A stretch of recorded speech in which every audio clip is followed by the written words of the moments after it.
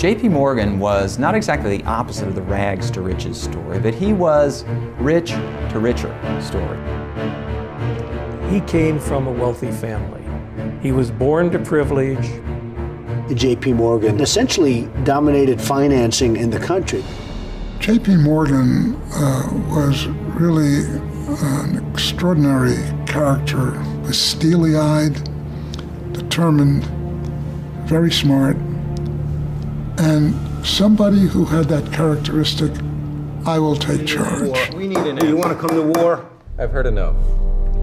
This is what's going to happen. There's going to be an end to this war.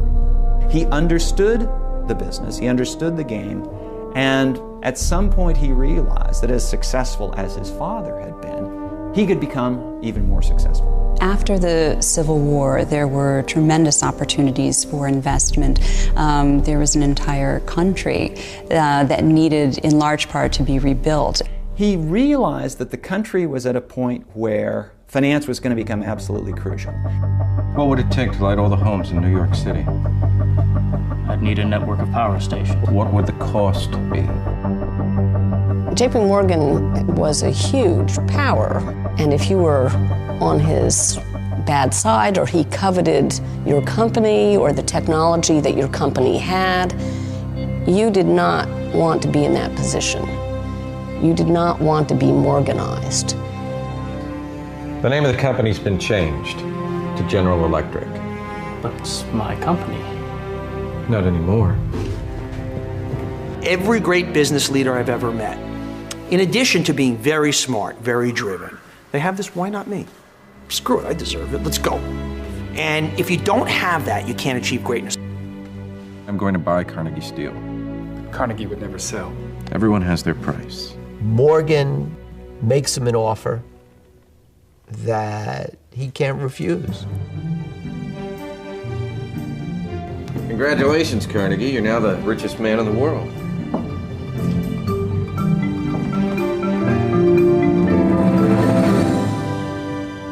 Morgan was able to create an institution that was stronger financially than the government itself. There was a grave suspicion, not entirely unfounded, that the corporations were using their economic power to influence the political process.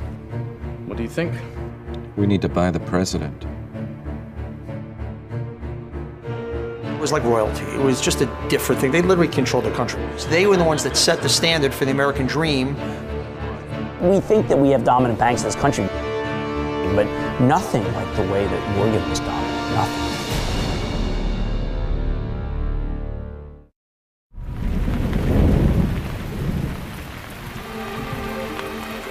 Andrew Carnegie became sort of the model rags to riches story.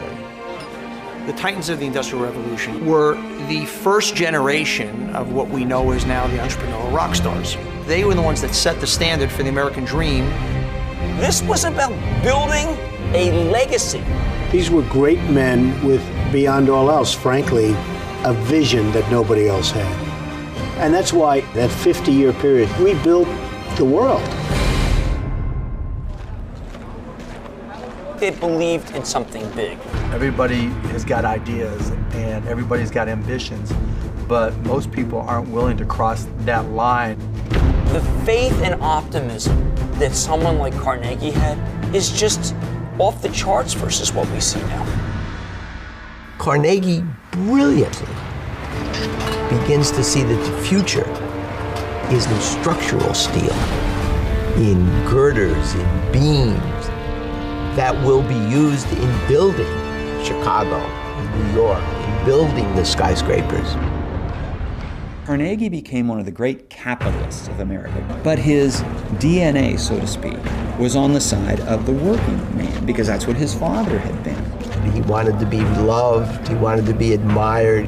The major problem in the steel mills was that the only way to keep the plant running efficiently was with a 12-hour day, 6 days a week. What that meant was intolerable working conditions.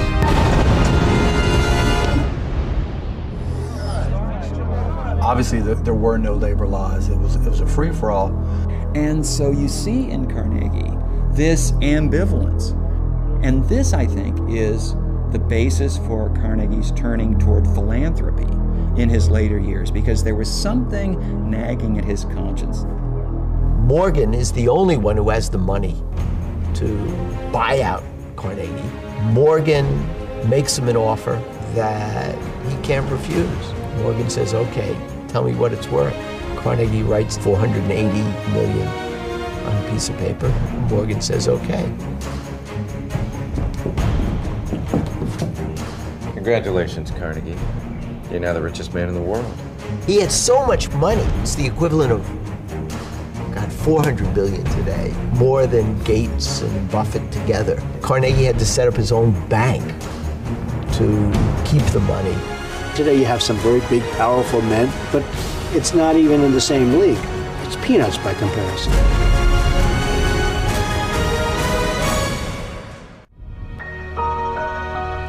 John Rockefeller had the ruthlessness that sometimes comes from utter conviction that what he was doing was right. And that people who opposed him weren't really entitled to their point of view because their point of view was wrong. 2/3 of the oil you carry comes from me. If you don't retreat, I'll take it to the other railroads. Well, my great-grandfather, John D. Rockefeller, was an absolutely brilliant businessman in his time, or perhaps in any time. The business of creating monopolies, crushing opposition, he could do it better than anybody else, and he made a bloody fortune out of it. When oil was discovered in western Pennsylvania, something very much like a gold rush took place. Rockefeller, by this time he's in his early 20s, and this seems to be the place where fortunes would be made. Oil refining, warehouses, barrel making, and shipping facilities. Why the name? Because Standard Oil will be the only company in the industry to guarantee a uniform quality of kerosene. This was about building institutions, building a legacy. And he created something called, well, what was called the Standard Oil Trust. Trust in those days was a synonym for monopoly. The only rule was there were no rules. And whatever it took to put your competition out of business, they were going to try to do it. We've got another refinery. Do you want me to take a look at it? No. I want you to shut it down. John D. Rockefeller and this one corporation controlling this whole industry was frightening. The United States versus Standard Oil. It started to cast Rockefeller in the public mind, but someone who was abusing his power in order to gain greater hold over the economy. Back when my great-grandfather was building the Standard Oil Trust, what he was doing was really hated and was attacked by the government. Oil is what this country runs on. You call it monopoly. I call it enterprise. Maybe John Rockefeller had the very last laugh when, in the 1990s, Exxon and Mobil, two of the pieces the Standard was broken into, came back together to form ExxonMobil, which became the largest industrial corporation in the world.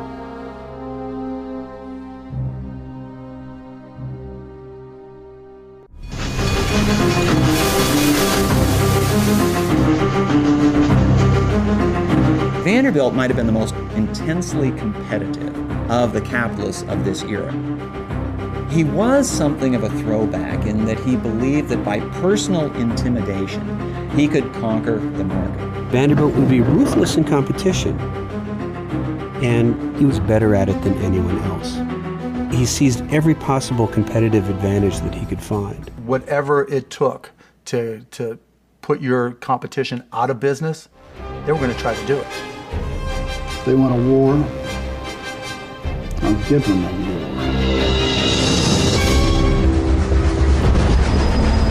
Vanderbilt's career was always centered on transportation. That means that he was involved in the most strategically important and ultimately the biggest industry of the 19th century. Railroads allowed the industrial economy to boom in ways that it couldn't have before. This was the key factor in the rise of the American economy in the 19th century, and that was Vanderbilt's business. The New York Central Railroad became the centerpiece of his empire. And it came to him as the sudden result of a skillfully executed campaign to get revenge. I want you to close the Albany Bridge.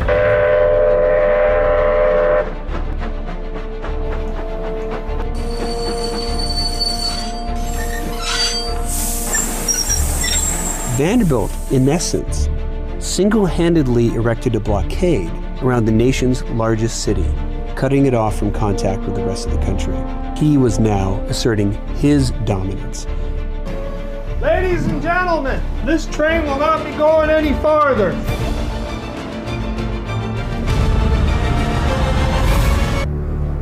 We're going to watch them bleed. Vanderbilt had the advantage of millions and millions of dollars. And deep pockets are always an advantage when you're trying to gain control of a corporation. Vanderbilt's empire, $100 million estate represented, would today be in hundreds of billions of dollars, perhaps even $1 trillion single-handedly. But in terms of raw power, no one today comes close. He was at the center of the rise of America.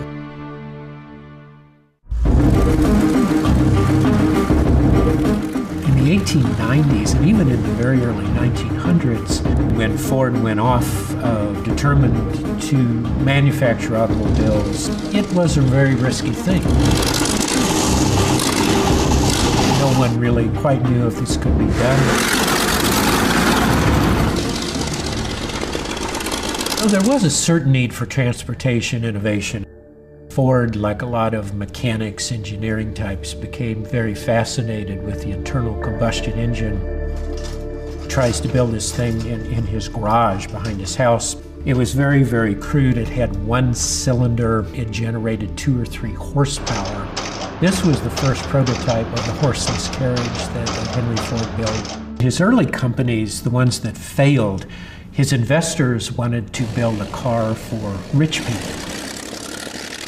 Ford, from the beginning, wanted to build a sturdy, inexpensive car for the mass of Americans. I have set out to build the best motor car for popular use. The first car affordable for the common man.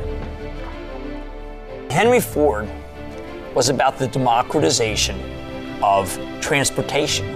You no longer had to be a Commodore to be able to go from one place to another.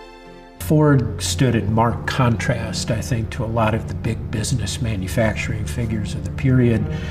He believed that working people should be treated in a humane way. They should get paid a decent wage. They should have a healthy environment in which to work. It was Ford who instituted the $5 a day, who doubled the wage of his workers, that his workers were going to become his customers. The Model T takes the American market by storm from the very beginning, and it's a tremendous success.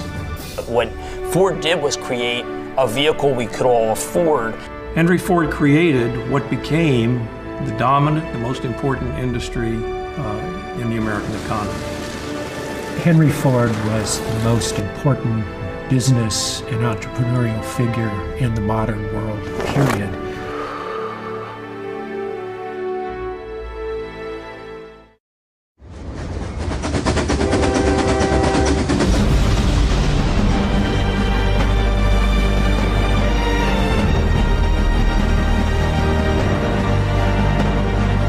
One of the great defining aspects of Vanderbilt's career is the good fortune he had to be born within eyesight of the city of New York. Now, the city of New York back then was a large town today, about 30,000 people. Yet it was already on its way to becoming the most important port in North America.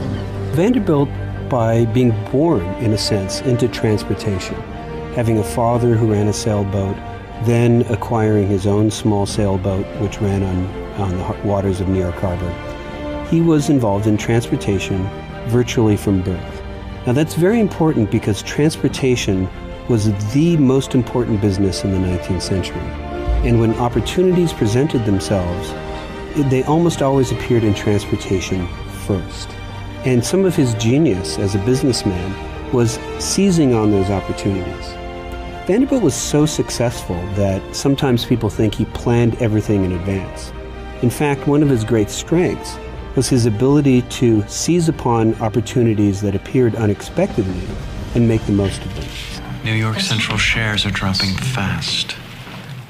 How low? $20 a share. Buy everything you can. The advent of the steam engine, first on the water and then later on land, was truly a revolution. Vanderbilt not only went into steamboats from sailboats, which he'd been in, he actually mastered the new technology. He studied it. He became the designer of his own steamboats and steamships, and actually took over his first railroad in 1847, while he was still mainly a steamboat and steamship operator. Now that railroad line was the door that opened the way toward his construction of an entire railroad empire. He took these small little railroad lines that had been started before the Civil War, and he began to take them over, to merge them, to connect them, and convert them into large, almost continent-straddling companies and networks, which were more efficient and also made him far wealthier. In 1869, as the consolidation of his empire is well underway, he begins to create Grand Central Depot, that later would become Grand Central Station and ultimately Grand Central Terminal. The New York Times, I believe, said that Grand Central was neither grand nor central, and yet it was an act of foresight. He'd seen New York steadily growing north in Manhattan. He knew that it would be where the center of the city would be eventually. It was also a place where he could build what was then the largest railroad station in the Western Hemisphere and the second largest in the world. It was essentially financed by Vanderbilt himself. It was a very personal project for him, financially as well as in terms of his reputation. And he helps to set the template that these future tycoons who go on and do new and in some ways bigger things, they follow. He sets the ground that they build upon.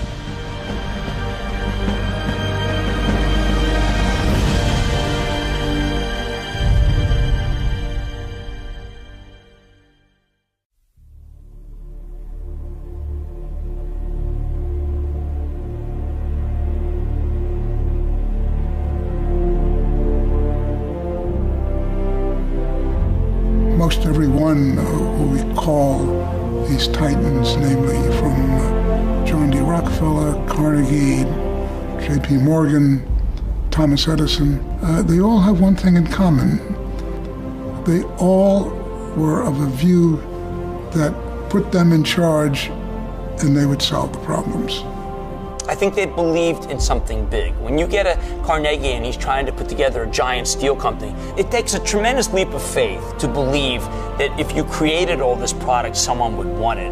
But I think that's true with all the great entrepreneurs, the Vanderbilts and the Fords and the Edisons. It was a mix of believing in an idea and believing that the forces were converging to make that idea possible, to give it lift, to give it life. They saw a bigger picture than most people saw, and were willing to put together things and capitalize on it, knowing that it would take some time to accomplish that. Long live the electric light.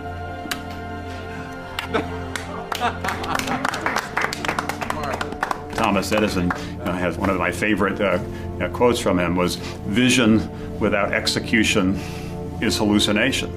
The vision aspect is critically important, but you also have to couple that with execution, the ability to take that idea and bring it to life. And that's what the great entrepreneurs of the American history have really had. I think they were men of great character, great motivation, could sense what they were really delivering. Even though they made money, that's nothing wrong with making money, but they had a sense of their destiny as such. If they could create steel at a great price, look what you could do with it. You could build buildings, highways, bridges, you name it, ships, at the right price. And that's what they did.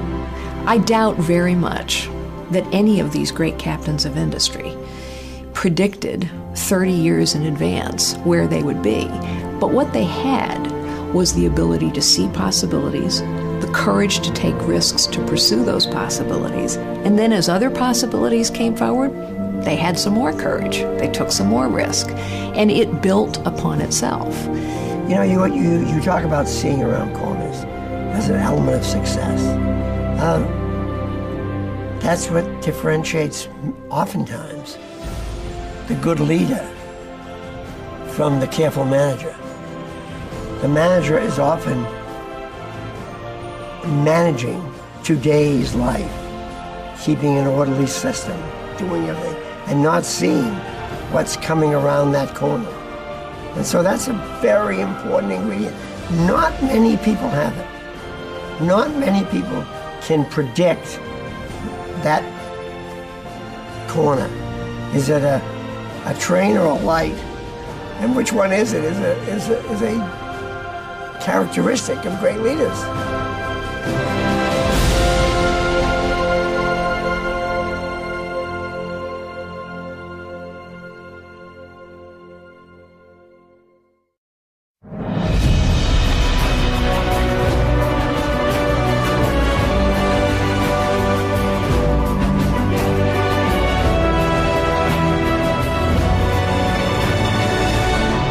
The story that's most often told about Andrew Carnegie and his family is that they were victims of the Industrial Revolution. Margaret Carnegie decided she was going to take her 2 boys across the Atlantic because there were no more jobs. Andy was 12 years old. He was uprooted from Dunfermline, taken on many ships to get from Scotland to Pittsburgh. Andy Carnegie is one of the world's greatest messengers. He works for a telegraph company, but he's got great ambitions, and he teaches himself Morse code and quickly becomes the fastest operator in Pittsburgh. Tom Scott, who is the superintendent for the Pittsburgh division of the Pennsylvania Railroad, needs the best telegraph operator he can find, and he hires Andy Carnegie. Carnegie learns an awful lot from him. And one of the things Carnegie learns from Tom Scott is how to make money. Tom Scott realizes, as does every other railroad executive, that the big money is not from your salary, but by setting up your own companies that are then going to give the Pennsylvania Railroad, build bridges for it, manufacture the iron that goes into those bridges. Here. This is where I want the bridge. Right here. Carnegie, he becomes one of the key individuals who builds bridges up and down the Mississippi River. He preferred to concentrate on his iron company, which had been designed to provide materials for his bridge building company, but which he realized would in the end be much more profitable. And that's because you build a couple of bridges across the Mississippi, but you build, as the nation moves west, hundreds and hundreds and hundreds of miles of rail. But as soon as he gets into the iron rail business, he understands that iron is not strong enough.